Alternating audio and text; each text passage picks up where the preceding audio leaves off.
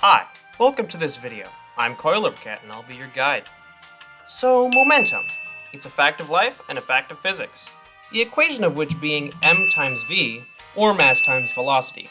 But we can't do a whole lot of this without real-world significance. So where is momentum most useful?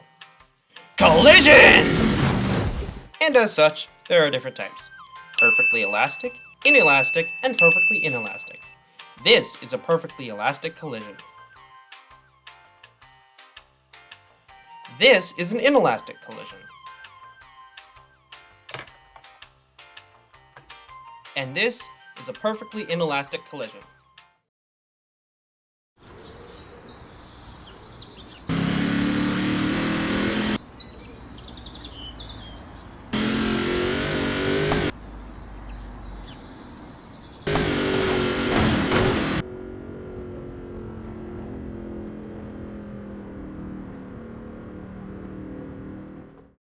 Great, so now we know what they look like, so let's analyze them.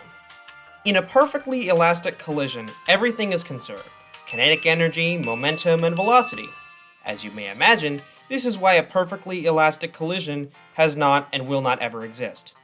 In an inelastic collision, not everything is conserved. Speed and kinetic energy will be lost to thermal energy or what have you. In a perfectly inelastic collision, the least amount of stuff is conserved. The absolute least amount of speed and kinetic energy. So, let's go on the steeper, shall we? In every collision, momentum is conserved, completely. That is, unless we're talking about forces like friction, but that's not entirely relevant here. Okay, so let's look at that perfectly elastic collision.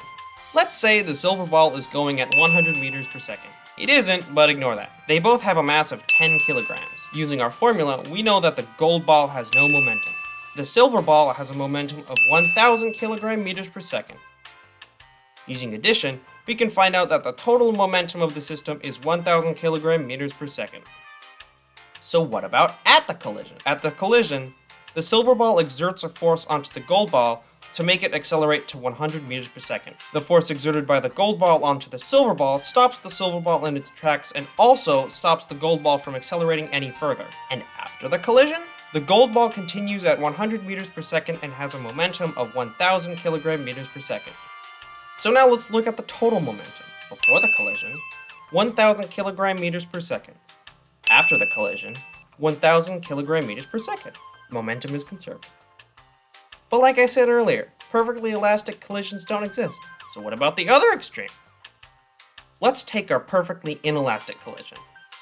So, before the collision, let's just say for simplicity that both vehicles have a weight of 10 kilograms, and that the velocity of the truck is 10 meters per second and the car is standing still.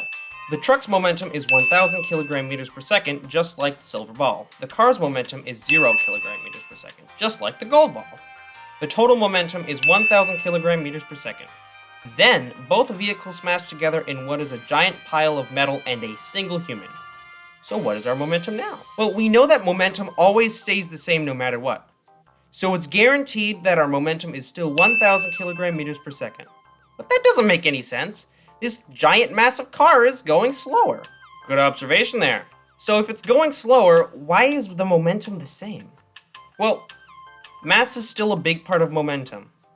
It's half of our equation, for God's sake. Even though we're going slower, the 20 kilogram metal clump makes up for that by being more chonky or having more mass. Let's work it out. So if our momentum is 1,000 kilogram meters per second and our mass is 20 kilograms, all we need to do is plug those values into our momentum equation and divide both sides by 20. That way we isolate the velocity. Our velocity is 50 meters per second, and wouldn't you know it, 50 times 20 is 1,000. Right, so we've figured out perfectly elastic and inelastic collisions. So what about everything in between? Let's look at our inelastic collision.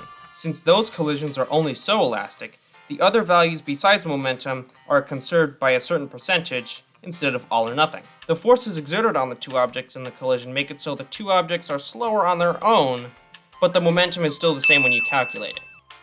But what about objects with different masses? Well, the larger object will always lose less velocity after the collision, and in situations where the objects are moving at each other instead of one moving at another one at rest, the direction and speed on the objects after they crash will vary based on their initial speed and mass. So that's it! Now you know the basics of momentum. Thank you for watching. Please like and subscribe. I worked pretty hard on this and appreciate it.